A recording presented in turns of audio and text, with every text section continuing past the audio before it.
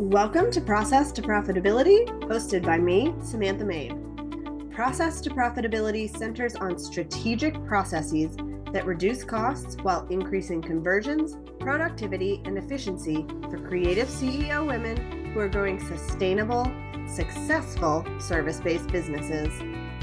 We'll discuss strategies that produce sustainable profits and how to apply these processes to your small business through solo episodes and some amazing guests this season. Thanks for tuning in to today's episode of Process to Profitability. As we wrap up this season, I wanted to spend my last couple of solo episodes talking about really practical things that you can do on your website to see more right fit leads reaching out and getting onto your client calendar. Today, we're going to be talking through 4 things to remove from your website right now and 1 that you can add. The reason that I wanted to do this episode is because I have spent a lot of time looking at the websites of health and wellness providers, therapists, private practice owners, and I'm noticing some trends that are not actually helping you when it comes to your website. I think the reason that so many people do these 4 things that we're going to talk about is because that's what they see everybody else do, or that is what is included in the template that they purchased and set up. But we want to think about our website differently. What we really want to do is create a strategic journey from when somebody initially lands on our website, whether they came from a referral, or they found us on Google, or maybe they're coming from social media, and we are moving them step by step towards booking a spot on your client calendar, either directly or through a consultation call. When we think of our websites as that journey, we want to make it as simple as possible. This is not an epic quest that somebody has to go on and there's all these side quests that they have to check out. We really want to give them the answers that they need, make it really easy to find so that then they can move directly into the next step and get help. So many of your clients are coming to you because they need help right now. They don't want to wade through a whole bunch of different websites and compare what services you offer and what the pricing is. They want to know, can you help them solve the problem they are having right now and get them results quickly? What we are doing through our website is we're continuing to build that trust by showing them that we understand what issues they might be dealing with. We understand what answers they are looking for, and we understand what questions they're asking before they reach out, and we are preemptively answering those for them. Let's talk about those 4 things you need to remove from your website right now. The first one is images of your equipment. Now, I know you spent a ton of money on the equipment. They are big investments, and they are an important part of what you do in your practice. But your clients don't care what the equipment you use looks like. They care about how your service is going to benefit them. When I go to a chiropractor website and I see photos of their rolling table and their adjustment table and their x-ray machine and all of these different equipment pieces, I'm not looking at those and comparing, oh, theirs looks nicer and newer than somebody else's. All I'm thinking is, okay, I would expect them to have this equipment because they offer this service. What I want to know is, how does their service actually benefit me? So what you can do instead of having images of just your equipment on your website, especially in a gallery format, is to take professional images of your space in use. If you're a chiropractor, get a model and have someone take pictures of you actually doing an adjustment on them. If you're a massage therapist, have pictures of somebody in your space getting a massage, taking some time to relax. If you are a therapist or you talk with somebody one-on-one, take pictures of you working with somebody in your office space. That is going to give you the benefit of allowing people to see what your space looks and feels like and what they can expect, without feeling like you are just listing a bunch of things that they need to check out and they should know whether or not that's what they need. The one exception to this is if your space is the selling point. If you have a website for a rental property or a co-working space or offices that you rent out, obviously the space is the thing that you are selling in those instances, and you should have photos of that. But the best way to have those is still to stage them so that people can see themselves in that space. And a bonus tip for this thing you need to remove from your website: if you can't hire a professional photographer right now, find somebody and offer to trade services with them. I've done that multiple times in my business, and it's always beneficial for both parties, and it gets you to be able to grow your business faster. Okay, the second thing you need to remove from your website right now is your pricing or investment page. An investment or a pricing page is not going to convert visitors into clients because it only highlights the cost of your service instead of being anchored by the benefits and the outcome and everything else that is a part of what you do. If you have a page on your website that just says investment or pricing, and all they do is click there and they see a couple of different packages, maybe a comparison of what's included in each and a final price, they're not going to care. They are not going to go to that page and go, oh, now I am ready to work with this person. So what can we do instead? Instead of creating an investment or a pricing page, you should create a services page where you include all the information about your client's pain points, the benefits of working with you, exactly what's included, your unique process, client testimonials, and the price. You want to include all of this together so that they get the whole picture. And when they see that price, they are not turned away because all they are looking at is a number and they've forgotten what the rest of the benefit of working with you is. My bonus tip here is to use words like cost and price when you put this on your page instead of things like investment, because this is going to help with SEO. Nobody is Googling what is the investment for working with a chiropractor. They want to know how much does it cost.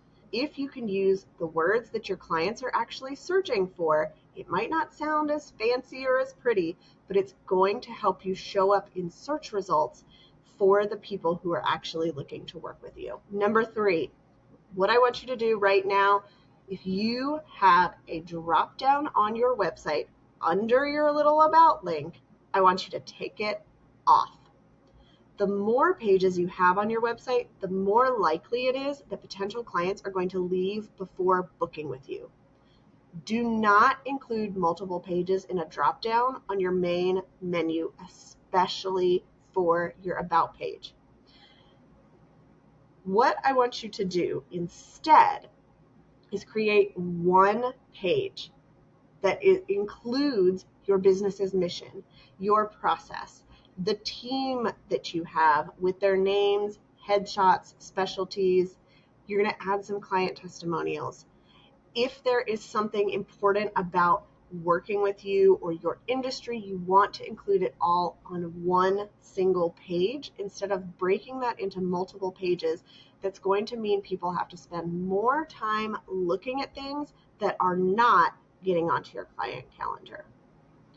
A bonus tip here is if you allow clients to choose their provider when they book, and you want to give them information about the different providers on your team, you can create individual pages for each provider with more detailed information about their specialties, their education, and their interest, and then link to these pages from that main team list on the About page. Don't put these in a drop-down.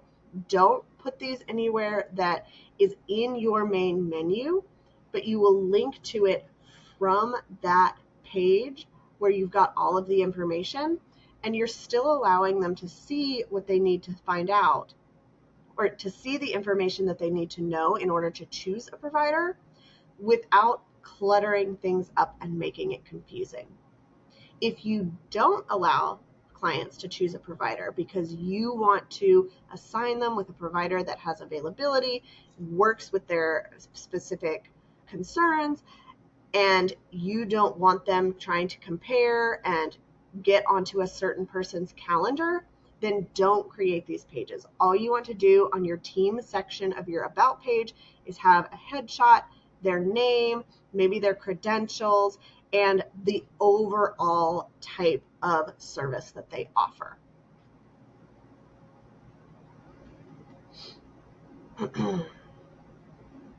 And the fourth thing that I want you to take off of your website right now is your FAQ page. Now you may be saying, wait a minute, I thought we were supposed to include frequently asked questions. We want to get to those objections and give people the answers they need. Yes, but we don't want to have that as a separate page on our website. Instead, what you're going to do is you are going to put the frequently asked questions and their answers on the pages where they make sense. So it's going to be integrated in your website instead of living on its own page. For example, if you get questions about the type of service that you offer or the education that it takes to give that service, you can include those on your About page.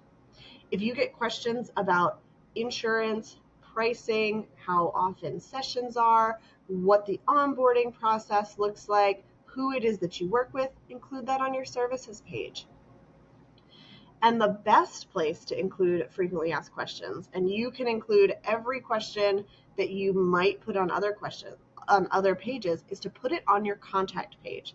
So after you have your contact form and you have your location information, have a frequently asked questions section where you go through all of those questions and put the answers there.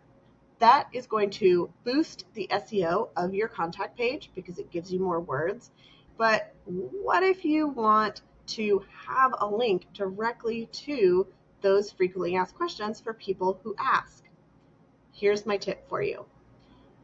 You can include an FAQ link in the footer of your website, but it's not going to go to a separate page. It is going to be an anchor link to the FAQ section on your contact page. So when they click it, they're going to be directed to your contact page, but it's going to automatically scroll them down to where those FAQs live. That way, you are still making it easy for them to find that information if they want it, because it's in the link in your footer. It's easy for you to email to them or include in some of your scheduling confirmation emails, but it's not a separate page on your website that's going to divert traffic from the strategy and from the journey that you actually want them to be taking. Okay, so we have talked about 4 things you need to remove from your website: images of your equipment, a pricing or investment page, a drop down for your About section on your main menu, and your FAQ page. But here's one thing you need to add to your website, and this is probably the easiest thing for you to do because it doesn't involve recreating or making new pages on your site, and that is add your location. Hiding your location or making it hard to find is a sure way to have visitors bouncing off your website in search of someone else, especially if you're a local business where people are coming to you in person. You need to be very clear about where you're located and the areas that you serve. So what you can do instead of hiding that location away or even using a big generic metro area, you want to include the location in a couple of places. One, include it above the fold on your homepage. So you have your headline, and then in your subheading, you can actually include the location that you are at. Then you can include it on your contact page. You can have your actual address listed on your contact page. You can also have a map embedded on there so that they can see in relation to everything else where you are. You should also have it in your footer, so it's really easy for people to find. You can also include your location in the site title of your website. Instead of just having your business name, you should have your business name, the type of service that you offer, and then the location of your business. For example, mine would be Lemon in the Sea, website design, Richmond, Virginia.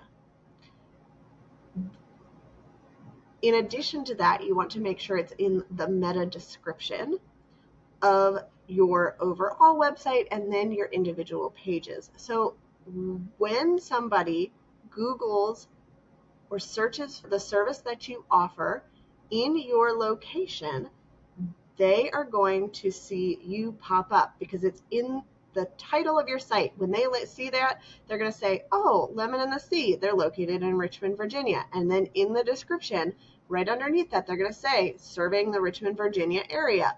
They're going to know that you are exactly where they are in terms of getting to you, getting what they need, and not having to either find somebody else because you're located halfway across the country or even out of the driving range that they want to tackle. Here's a bonus tip.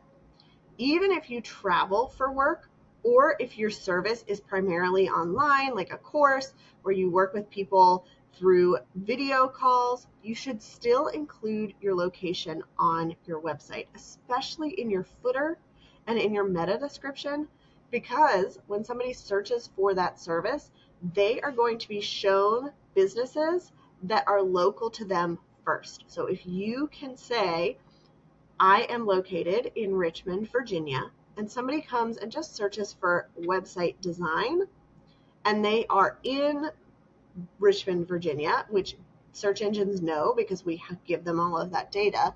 When they get their results, they are going to see places that are closer to them before they see places that are further away. So it's always a benefit to have your location on your website. Now that we've wrapped up, I want you to take some time, think about your website and whether you have one of these, two of these, four things that you need to remove from your website, and then make sure that you've got your location on there so that people can start finding you for the right things, and that the journey that they go on once they land on your website is simple and streamlined so that you can get more right fit clients onto your calendar. Thank you so much for tuning in to this episode of Process to Profitability. I'd love it if you would leave a rating and review on Apple Podcasts to help others find the show, and send me a message to let me know, what is your process to profitability? You can connect with me on my website at lemonandthesea.com or on Instagram and TikTok at lemonandthesea.